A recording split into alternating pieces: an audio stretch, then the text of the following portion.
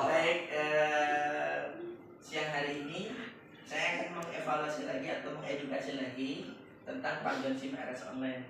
Jadi saya sedang habituasi atau aktualisasi untuk CMNS. Kebetulan saya mengambil optimalisasi pendokumentasian suatu perawatan pada SIM RS. Nah, untuk pemecahan isunya saya membuat panduan SIM RS. Jadi panduan SIM RS digital.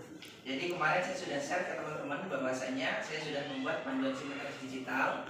Jadi di panduan SIM RS digital itu saya terangkan ada beberapa item yang wajib.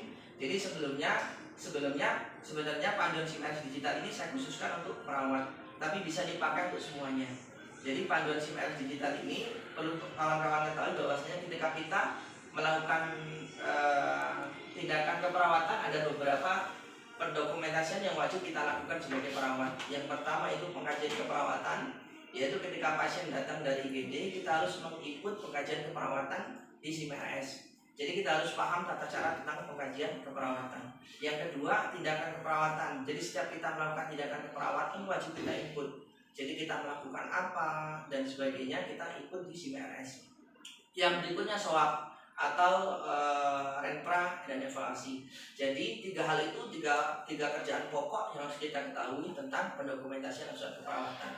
Yang lain-lain itu tugas tambahan dan bukan wajib. Artinya kita tidak diwajibkan untuk tahu. Jadi tiga hal itu yang harus kita kuasai untuk pendokumentasian suatu keperawatan.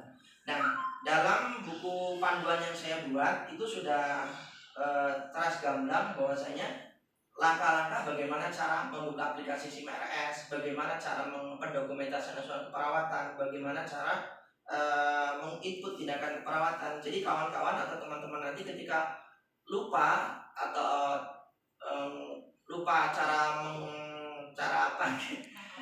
melengkapkan dokumentasi keperawatan bisa buka panduan SIM RS yang sudah saya share di grup. Jadi hampir sama, langkah-langkahnya sama. Saya contohkan misalkan cara buka SIM RS. Di situ sudah saya jelaskan bahwasanya caranya ya klik 2 kali di SIM RS, nanti akan muncul tampilan SIM RS. Masukkan password, passwordnya sudah tertera di situ, ditulis. Tinggal masukin password aja. Setelah itu nanti kita masuk di rawat inap. Dan ketika kita klik rawat inap itu nanti di situ sudah tertera nama pasien-pasien kita. Kalau belum nanti tinggal ada tulisan keyword di situ sudah ada di panduan SIM RS, teman-teman bisa lihat. Di situ ada, nanti tinggal ketik senama ruang kita Selagai, maka akan muncul nama-nama pasien kita. Nah, ketika kita akan melakukan tindakan keperawatan, ada 2 menu yang wajib kita tahu. Yang pertama tindakan, yang kedua menu penanganan dokter dan petugas. Nah, untuk yang menu penanganan dokter dan petugas itu di situ tindakan keperawatan. Jadi kalau kita perawat ya penanganan keperawatan, kalau dokter ya penanganan dokter.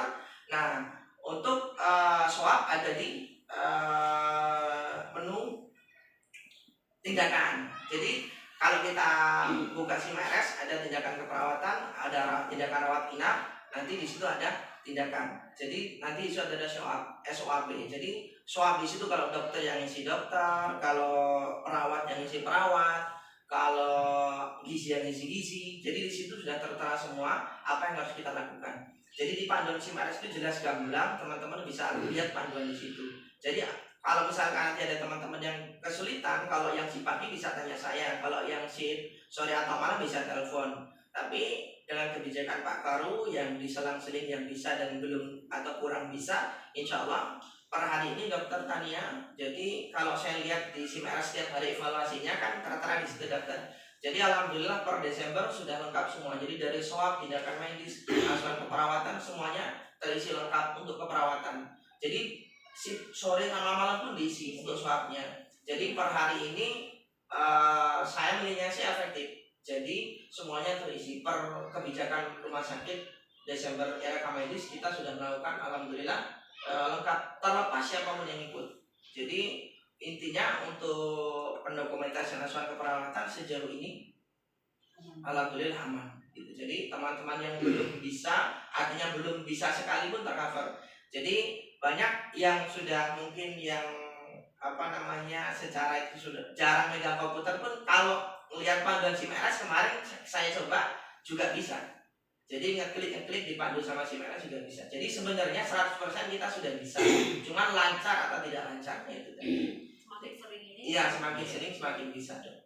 Nah, mungkin sih bisa melihat ya. Sudah kita semakin lancar.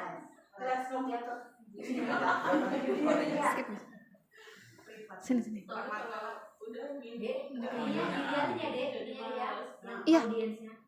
Udah kelihatan kodok. Dek itu loh mas. Oke, jadi saya mungkin mau menambahin lagi, artinya memverifikasi atau bahasa ini, mengevaluasi. Jadi intinya yang harus kita kerjakan ada 3 hal untuk perawat. Pokoknya pengkajian, tindakan keperawatan sama SOAP. Menu yang wajib kita tahu, pokoknya yang pertama itu penanganan petugas dan penanganan dokter, yang kedua pemeriksaan. Jadi kalau menu penanganan petugas sama dokter itu ada tindakan keperawatan, kalau di pemeriksaan itu ada SOAP.